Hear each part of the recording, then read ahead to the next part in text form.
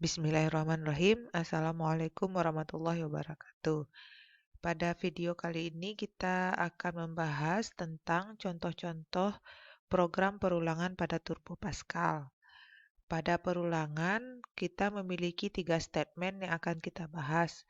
Yang pertama, for to do, while do, dan repeat until.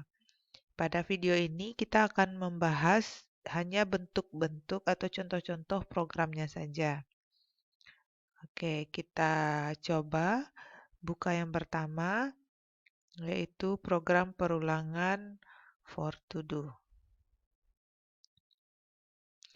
Oke, program perulangan for to do seperti yang telah dijelaskan pada modul, program ini akan menggunakan statement for dan to, kemudian do. Nah, pernyataan perulangan seperti yang disampaikan pada modul membutuhkan 3 hal. Yang pertama, inisialisasi. Inisialisasi berarti menyatakan kapan perulangan dimulai, kemudian jumlah iterasi dan kondisi perulangan dinyatakan berhenti. Untuk for to do, berarti kita tinggal menyatakan perulangan itu diulang berapa kali. Jadi, perulangan menggunakan for to do, kita sudah mengetahui berapa banyak perulangan akan dilakukan. Misalkan ini, kita ingin membuat daftar perkalian 7. Berarti perulangan kita lakukan untuk membuat perkalian. Jadi nanti hasilnya seperti 7 kali 1 sama dengan 7, 7 kali 2 sama dengan 14, dan seterusnya. Ada perulangan di sana. Nah, kita ingin mengulanginya sebanyak 12 kali. Berarti kita membuat perkalian 7 sebanyak 12 kali. Perulangan sebanyak 12 kali for i dari 1 sampai 12 dituliskan 7 kali i banyaknya perulangan sama dengan 7 dikali i. Ketika program ini kita jalankan, nah, akan menghasilkan seperti ini. 7 kali 1 sama dengan 7 dan seterusnya. Ini untuk perulangan for to do. Kemudian, jika kita ingin membuat sebuah perulangan namun kita tidak tahu berapa kali perulangan harus dilakukan, berarti jumlah iterasinya kita tidak tahu, maka kita bisa menggunakan 2 jenis perulangan, yaitu while do atau repeat until. Nah, kita lihat dulu untuk yang while do.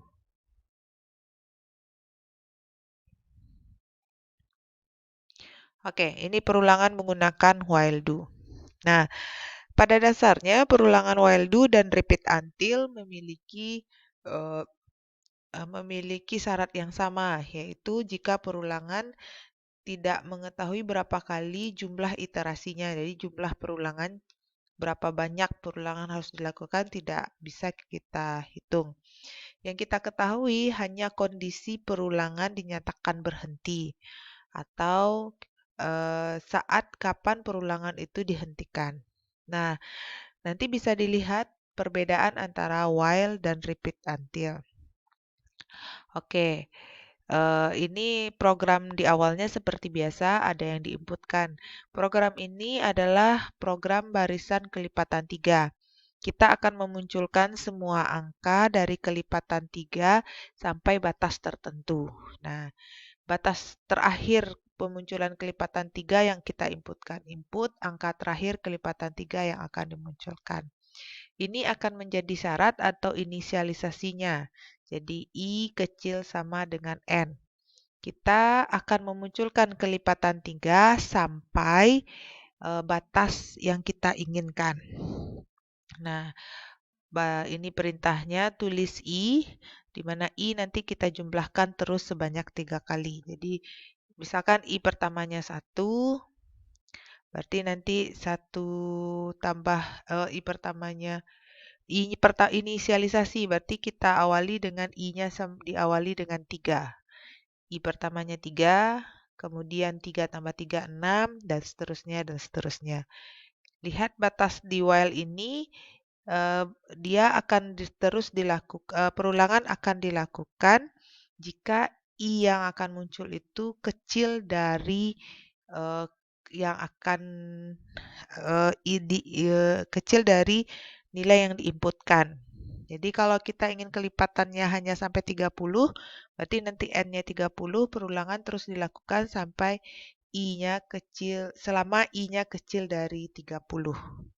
Jadi perulangan akan terus dilakukan selama pernyataannya bernilai benar. Jika ini kita jalankan, nah, input angka terakhir kelipatan 3 yang akan dimunculkan. Misalkan angka terakhir kelipatan 3 kita maunya 30. Kita ketik 30, maka akan muncul 3, 6, 9, dan 30 sebagai angka terakhirnya. Ini mohon diingat ya, input angka terakhir 30. Berarti 30, I kecil sama dengan 30. Berarti 30 masih dianggap benar. Dan ketika 30 ditambah 3, 33, 33 tidak akan dimunculkan lagi karena dia 33 itu sudah lebih besar dari I yang terakhir dinyatakan tadi. Oke, kemudian yang berikutnya adalah repeat until. Kita buka untuk repeat until. Nah, untuk program repeat until kita masih menggunakan program yang sama, yaitu untuk kelipatan 3. Bedanya adalah kalau pada while do, sama ya, inisialisasinya tetap sama. Pada while do, kondisinya diletakkan di awal, sementara until kondisinya diletakkan di akhir. Nah, kalau pada while do, kondisinya akan dilaksanakan selama benar, sementara kalau untuk until, aksi akan terus dilakukan selama pernyataan salah. Jadi, kondisinya adalah I besar sama dengan N. Jika I-nya sudah mencapai besar sama dengan N, maka program baru dihentikan. Selama programnya salah, berarti jika I-nya kecil dari N, program akan jalan terus. Tapi jika I-nya sudah besar dari N, maka program akan berhenti. Kita coba running. Kita inputkan angka yang sama dengan tadi, yaitu 30. Nah, bisa dilihat ya, kalau yang tadi ketika kita inputkan angka 30, maka 30 juga dianggap sebagai pernyataan yang benar. Sementara jika repeat until, angka 30 tidak akan muncul, karena 30 dianggap sudah lebih besar dari I yang dinyatakan. Oke, kemudian yang berikutnya, ada bentuk perulangan yang memanfaatkan label. Ini kita sebut dengan perulangan goto. Nah, perulangan goto ini agak berbeda dengan 3 perulangan yang sebelumnya. Di sini ada pendeklarasian label istilahnya. Jadi kita deklarasikan bagian mana batas dari program yang akan kita ulang. Ini dia label ulang. Untuk penamaan label ini terserah, tidak harus ulang, bisa menggunakan apa saja. Tapi jika dideklarasikan di bagian di atasnya ulang, maka di dalam program juga ulang. Dan satu lagi untuk label tidak diakhiri dengan tanda titik koma tapi dengan tanda titik 2. Oke, ini program rata-rata.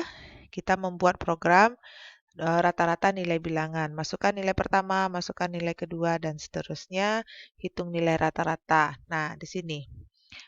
Biasanya ketika kita meng-enter, dari output akan langsung kembali ke layar utama. Dengan adanya pemilihan Go to ulang, kita bisa memberikan pilihan kepada pengguna apakah akan mengulangi program atau kembali ke layar utama. Ini ada perintah, apakah Anda ingin hitung lagi? Ya, Y garis miring T. Dan di line lagi nanti dibaca sebagai karakter.